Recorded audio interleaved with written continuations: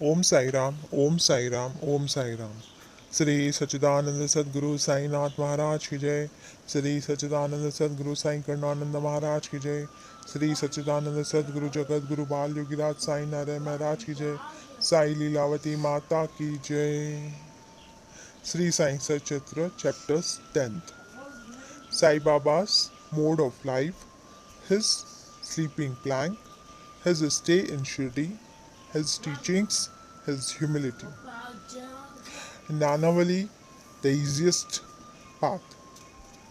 Remember him, Sai Baba, always with love, for he was ever engrossed in doing good to all, and always abided in his self.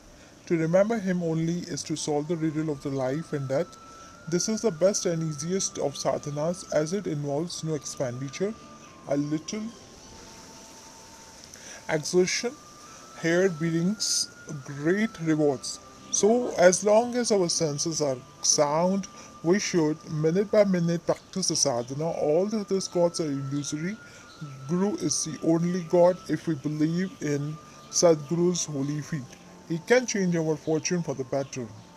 If we serve him sincerely, we get off we get rid of our worldly afflictions.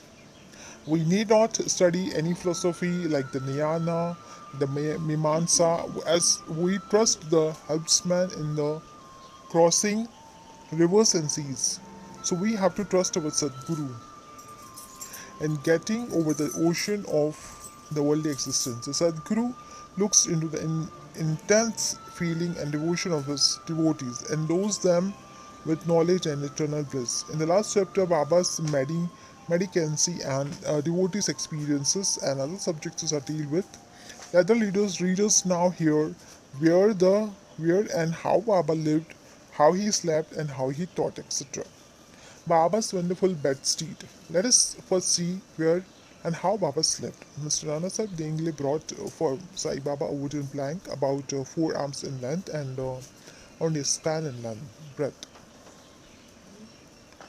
for sleeping upon. Instead of keeping the plank on the floor and then sleeping on it, Baba tied it in a swing to the rafters of the masjid and with the old shreds or racks and commenced to sleep upon it. The racks were so thin and worn out that it was a wonder how they could bear or support weight of the plank itself, let alone the weight of the Baba, but somehow or other it was Baba's sheer Leela that the worn out racks did sustain the plank along with the weight of the Baba on it.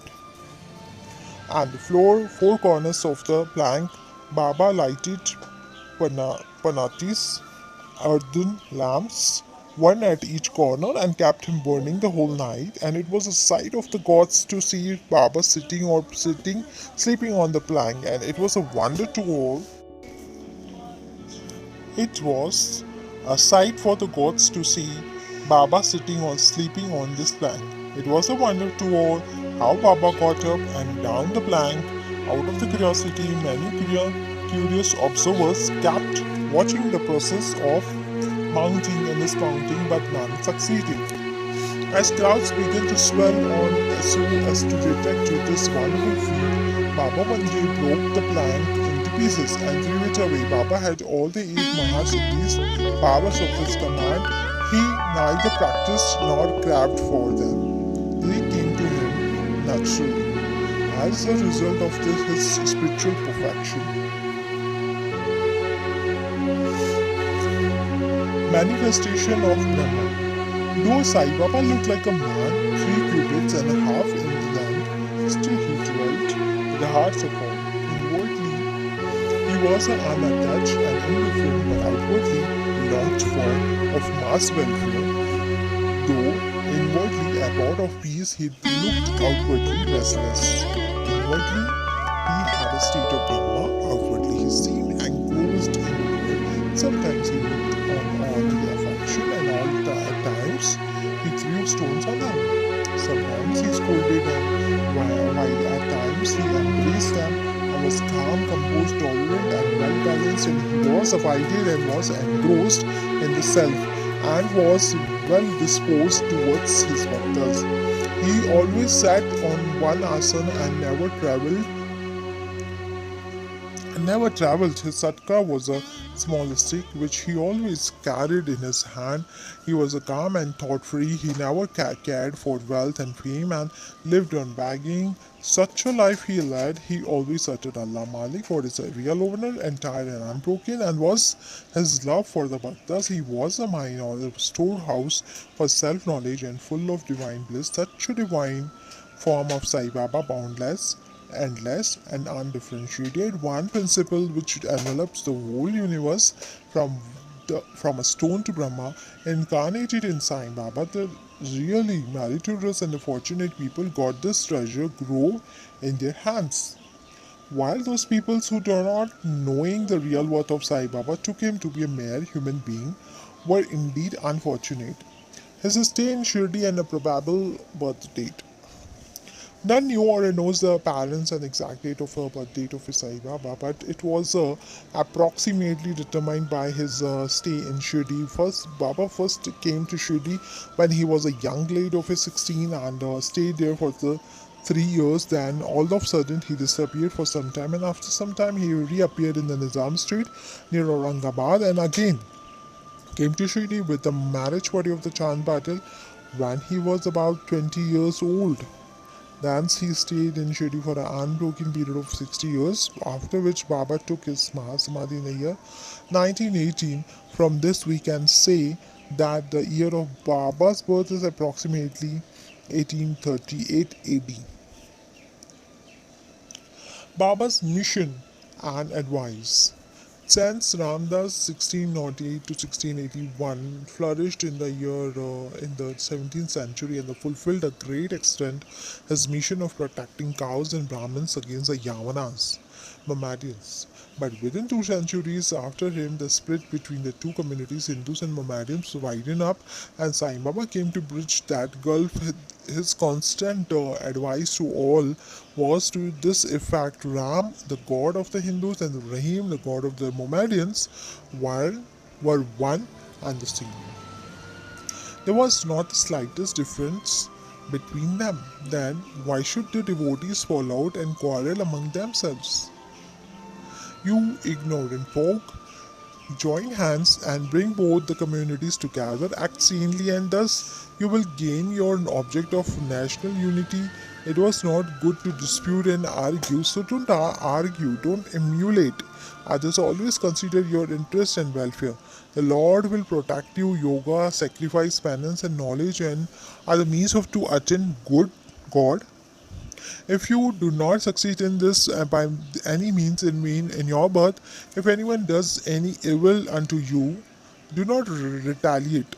If you do, and if you can do anything, do some good unto others. This in short was Sai Baba's advice to all, and this will stand in good stead both in material and spiritual matters. Sai Baba as a Sadguru. There are many so-called gurus who go about from house to house with the camels and veena in their hands and make a show of their spirituality. They blow mantras in the ears of their disciples and extract money from them. They profess to teach pity and religion to their disciples, but are themselves impious and religious. Sai Baba never thought of making the least show of his worth. Pity, he had no body consciousness, but he had great love for his disciples. There are two body consciousness, but he had a great love for his disciples. There are two kinds of gurus, niyata, appointed or fixed, and aniyata, unappointed or general. The latter, by their advice, develop the good qualities in us, purify our hearts, and set us on the path of salvation. But contact with the former disciples our senses of duality, sense of difference, and establish us in a unity by making us realize thou art that. There are various gurus imparting to us various kinds of worldly knowledge, but he who fixes us in our nature self and carries us beyond the ocean of worldly existence is the Sadguru. Sai Baba was such a Sadguru, his greatness is indescribable. If anybody went to take his darshan, he without being asked, would give every detail of his past, present, and future. He saw divinity in all beings. Friends and foes were alike to him, disinterested and balanced, and he obliged to evildoers, evildoers as well as the pious. He was the same in prosperity and adversity. No doubt ever touched him, though he acted though through the body. He was not in the least attached to the body or a house, though he looked embodied. He was a really an unembodied, that is free from gross existence. Blessed are the people of the Shirdi who worship Sai as their god, while eating, drinking, working in their backyards and fields, and doing various household works. They always remembered Sai and sang his glories. They knew no other god except Sai. What to speak of the sweetness of the love of the women of Shirdi?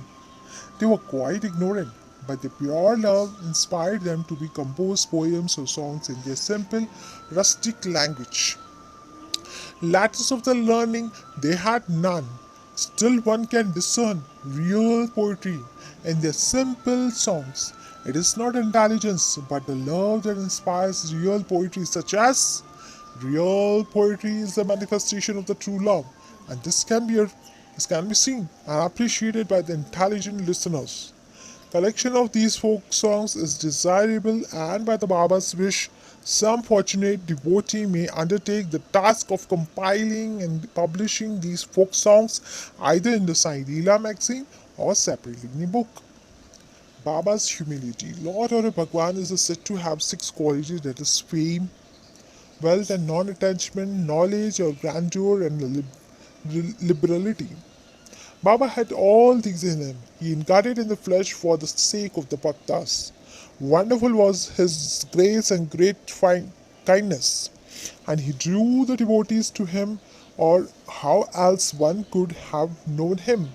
For the sake of his bhaktas, Baba spoke such words the goddess of the speech could not utter. Here is a specimen.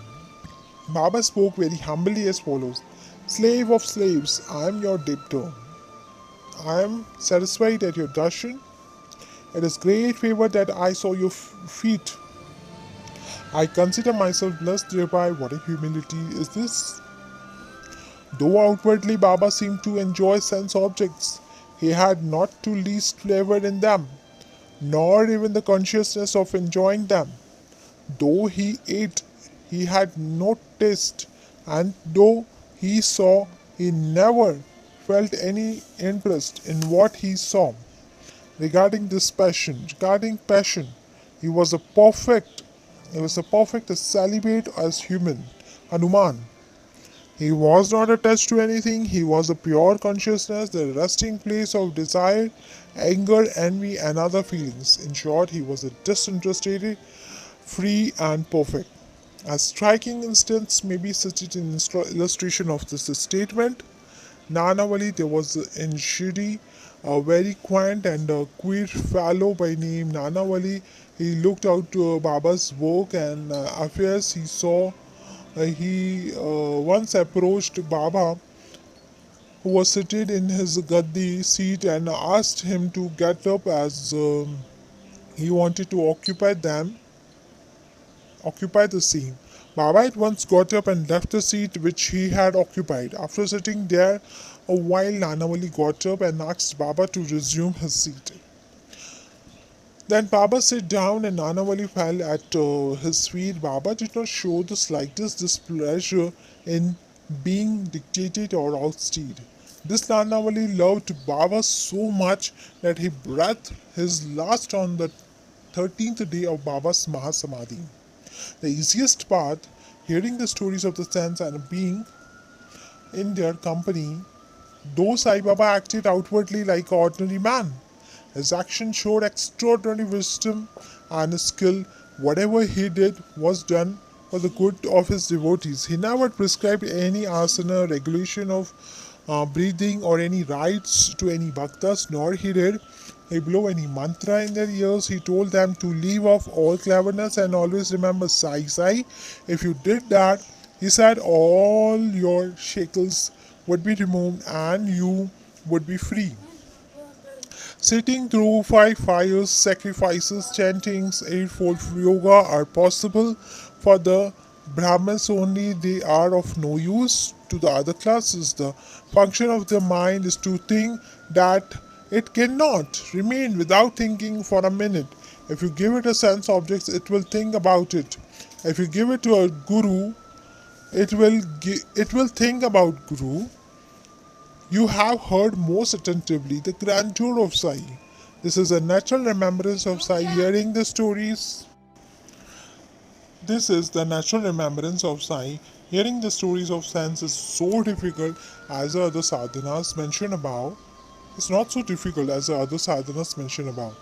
These stories remove all fear of the samsara worldly existence and take you on the spiritual path. So listen to these stories, meditate on them, and assimilate them. You may do or attend to your worldly duties, but give you your mind to sing. And a story, and then He is sure to bless you. This is the easiest path, but why do not all take to it? The reason is that without God's grace, we do not get the desire to listen the stories of saints. With God's grace, everything is smooth and easy. Hearing the stories of the saints is a way of keeping their company. The importance of the company of the saints is very great. It removes our body consciousness, egoism, destroys completely the chain of our birth, and that cuts asunder in all the knots of the mind and takes us to the God who is pure consciousness. It certainly increases our non-attachment to the sense objects and make us quite indifferent to pleasures and pains and leads us onward on the spiritual path. If you have no other sadhana such as uttering God's name, worship or devotion, etc. But if you take refuge in them, sense wholeheartedly, they will carry you off safely across ocean of worldly existence. It is for this reason that the saints manifest themselves in this worldly, even sacred rivers such as Ganges, Godavari, Krishna, and Kaveri, etc., which wash away the sins of the world. Desire that the saints should come to them for the bath and purify them, such as the grandeur of the saints. It is on account of the store of merit in past birth that we have attained the feet of Sai Baba. We conclude this chapter with meditation on Sai's form. He, the graceful and handsome Sai, standing on the edge of the masjid and distributing woody to each and every bhakta with a view to his welfare. He who thinks the world as an illusion and who is ever engrossed in supreme bliss. Before him we humbly prostrate ourselves. More to Sri Sai, peace be to all. Sri Satchidananda Sadguru Sainath Maharaj ki jai. Sri Satchidananda Sadguru Sai Karnananda Maharaj ki jai. Sri Satchidananda Jagat Guru Balugnath Sai Nara Maharaj ki jai. Sai Lilavati Mata ki jai.